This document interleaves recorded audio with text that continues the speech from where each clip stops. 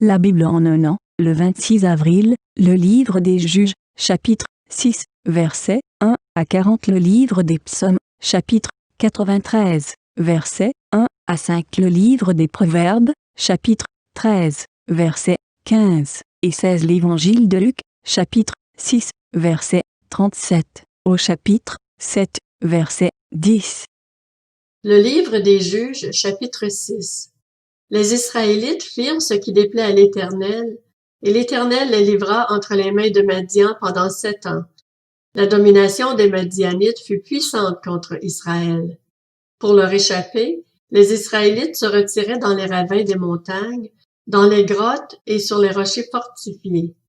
Quand Israël avait semé, les Madianites montaient avec Amalek et les nomades de l'Est et marchaient contre lui. Ils campaient en face de lui, détruisaient les produits du pays jusque vers Gaza et ne laissaient en Israël ni vivres, ni brebis, ni bœufs, ni ânes. En effet, ils montaient avec leurs troupeaux et leurs tentes, arrivant comme un essaim de sauterelles. Il était impossible de les compter, eux et leurs chameaux, et ils venaient dans le pays pour le dévaster.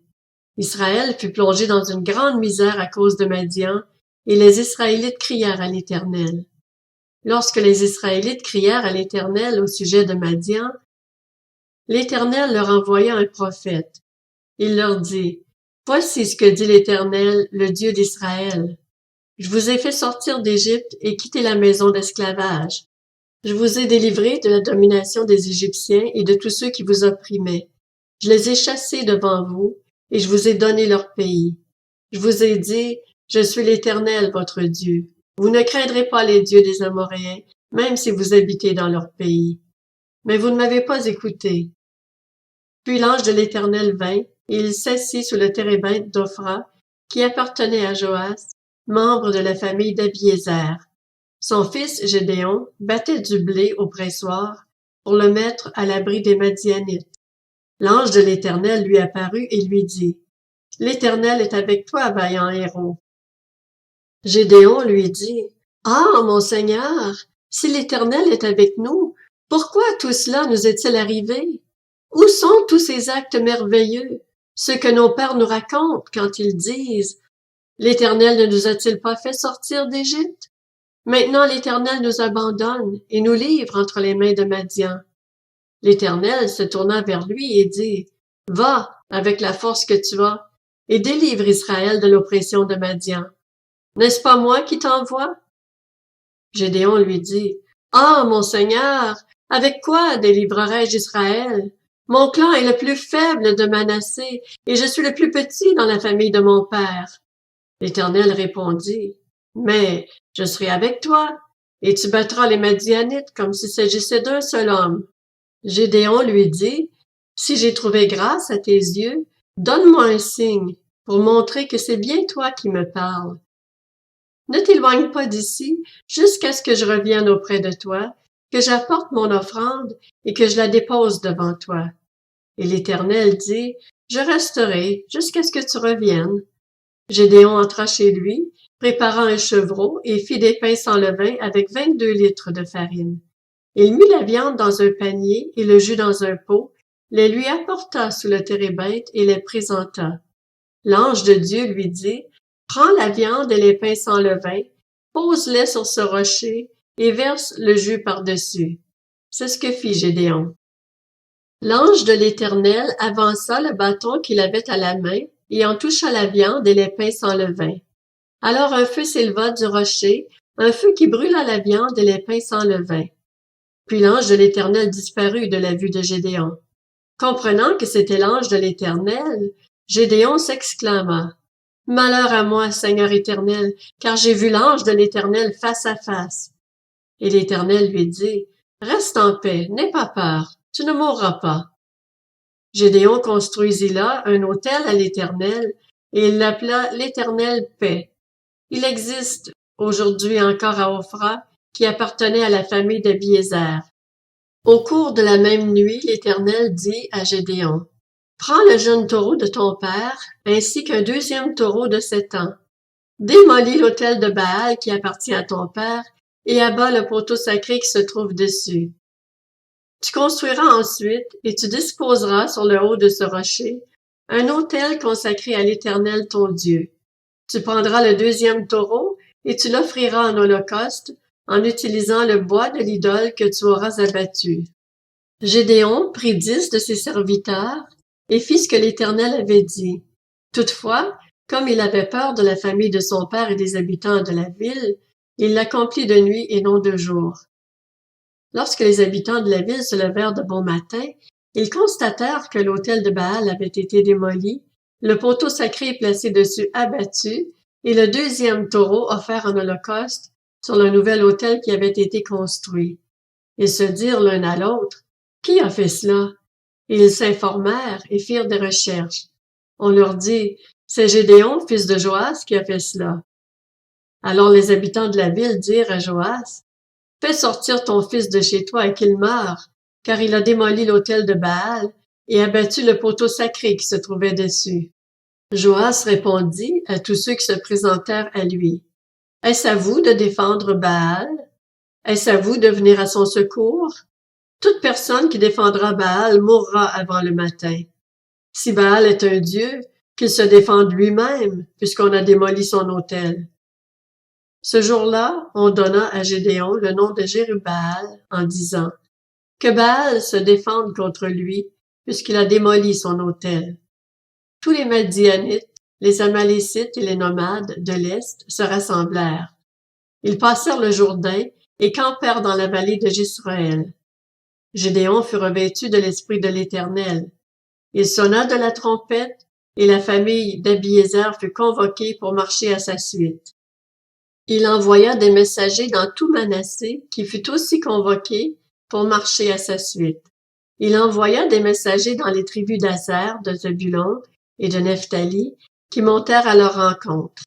Gédéon dit à Dieu, « Si tu veux délivrer Israël par mon intermédiaire, comme tu l'as dit, je vais mettre une peau de mouton avec sa laine dans l'aire de battage.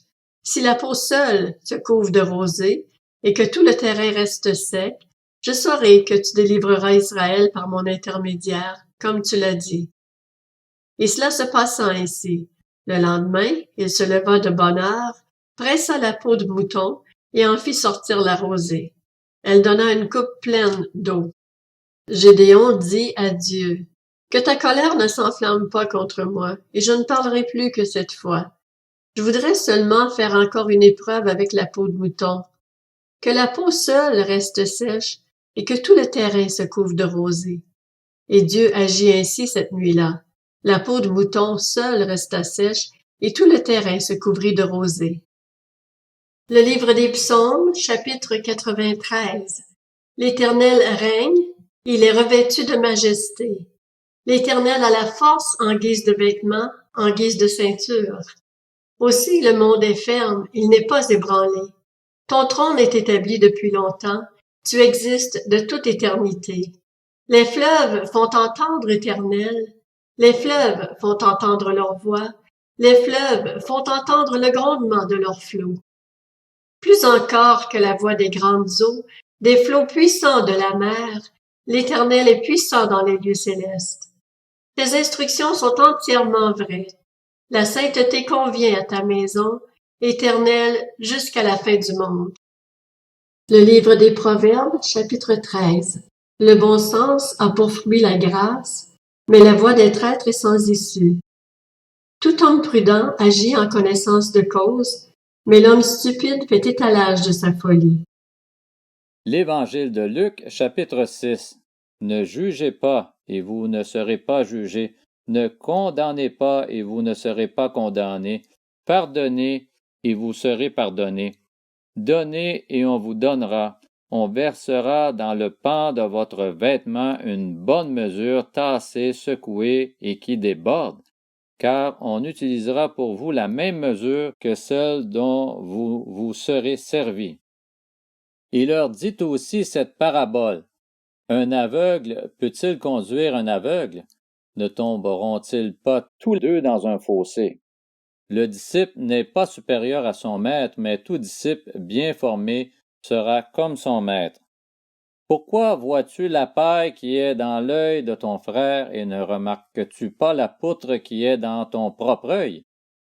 Ou comment peux-tu dire à ton frère, Frère, laisse-moi enlever la paille qui est dans ton œil, toi qui ne vois pas la poutre qui est dans le tien? Hypocrite! Enlève d'abord la poutre de ton œil, et alors tu verras clair pour retirer la paille qui est dans l'œil de ton frère. Un bon arbre ne porte pas de mauvais fruits, ni un mauvais arbre de bons fruits. En effet, chaque arbre se reconnaît à son fruit. On ne cueille pas des figues sur des ronces, et l'on ne vendange pas des raisins sur des ronces. L'homme bon tire de bonnes choses du bon trésor de son cœur, et celui qui est mauvais tire de mauvaises choses du mauvais trésor de son cœur. En effet, sa bouche exprime ce dont son cœur est plein. Pourquoi m'appelez-vous Seigneur, Seigneur, et ne faites-vous pas ce que je dis? Je vais vous montrer à qui ressemble tout homme qui vient à moi, entend mes paroles et les met en pratique. Il ressemble à un homme qui, pour construire une maison, a creusé profondément et a posé les fondations sur le rocher. Une inondation est venue, le torrent s'est jeté contre cette maison sans pouvoir l'ébranler, parce qu'elle était fondée sur le rocher. Mais celui qui entend et ne met pas en pratique est semblable à un homme qui a construit une maison sur la terre sans fondation. Le torrent s'est jeté contre elle et aussitôt elle s'est écroulée. La ruine de cette maison a été grande. L'Évangile de Luc, chapitre 7.